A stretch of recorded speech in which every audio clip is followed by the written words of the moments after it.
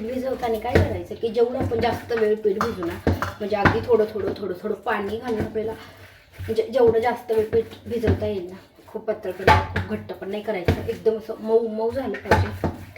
मग काय होतं, पोळ्या पण आणि चपात्या पण इतक्या फुगतात आणि छान येतात. आणि शिळी जरी असेल ना ती तरी पण जशाला तशी मऊ चपाती राहते, कडक पण नाही होते. आणि पीठ जर आपण डायरेक्ट थोडंफार भिजवलं, थोडा लगेच 2 मिनिटात सगळीकडनं भिजून घेतलं तसंच ठेवलं ना, तर त्याच्या चपात्या अजिबात नाही चांगल्या. आता बघू शकता टोपलं, आमच्याकडे टोपलं म्हणतात ह्याला, अजिबात नाही पीठ लागलं. बघू शकता थोडं पण नाही, पूर्ण आहे त्याचं पूर्ण. अगदी थोडं थोडं पाणी घ्यायचं हातावर आणि त्याचं पूर्ण पीठ निघूपर्यंत आपल्याला छान भिजवून घ्यायचं. आणि आत्ता किती वाजलेत? 11:30 वाजलेत मला वाटते. कारण मी एवढी लवकर उठलेले, देवपूजा, आंघोळ वगैरे, फरशा मी कालच पुसून ठेवला होता.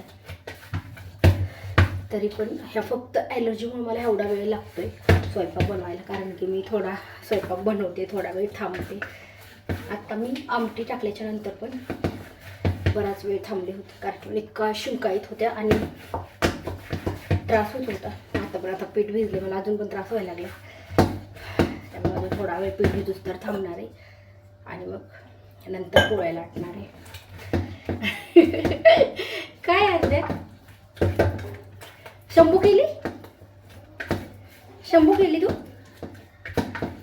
काय खाती? पापड. तू फक्त पापडच खाती का? चांग बघू काय? शेंगदाणा काय?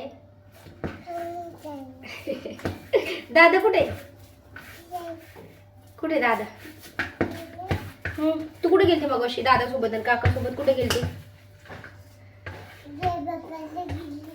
जे पप्पा करायला गेलती. आता दादा कुठे गेला? आता कुठे गेला दादा? होय अद्या दादा आणि काका 2-3 दिवस नव्हतं, ते करमत नव्हतं. होय अद्या 2-3 दिवस कुठे गेली? तू मला घेऊन का नाही गेली? कुठे गेलती तू? भूर गेलती फिरायला? मला का नाही नेलं तू? आंटीला का नाही नेलं? गेली. पीठ एकदम मस्त लोण्यासारखं मऊ झालंय.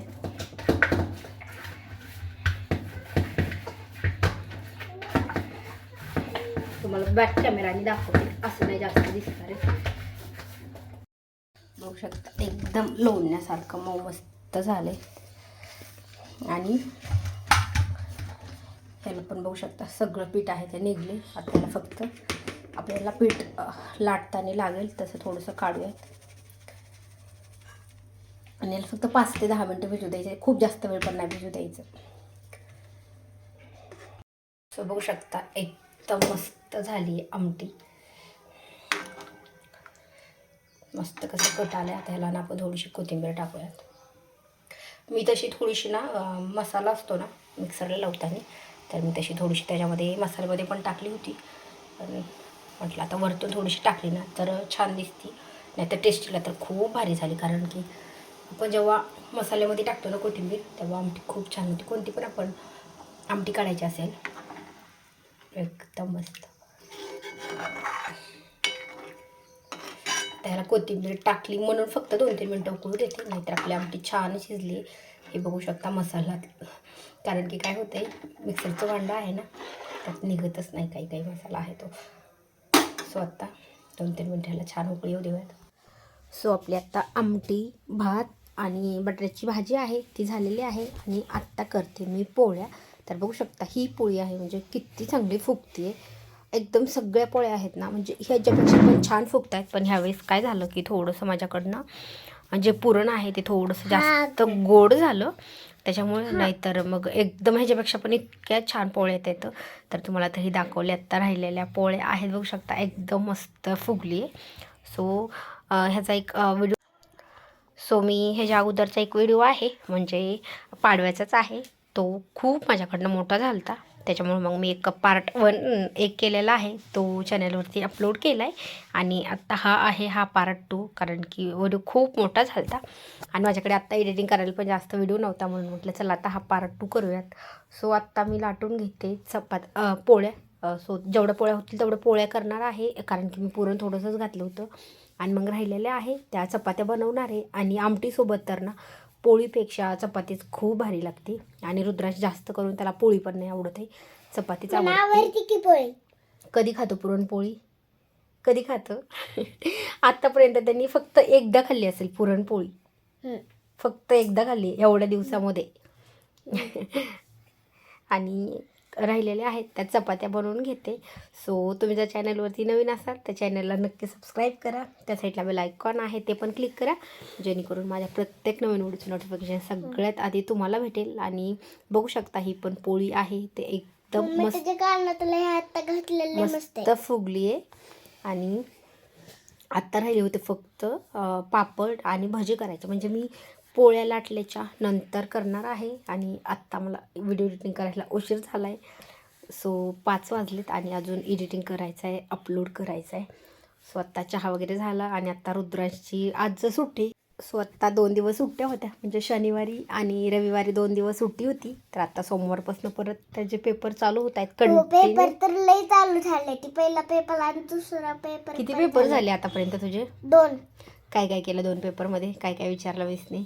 Parts of the body and days of the week. अजून आता कोणता पेपर आहे? सोमवारी कोणता पेपर आहे सांग की. सांग की. कसं काय माहिती नाही? स्टोरी कधी आहे?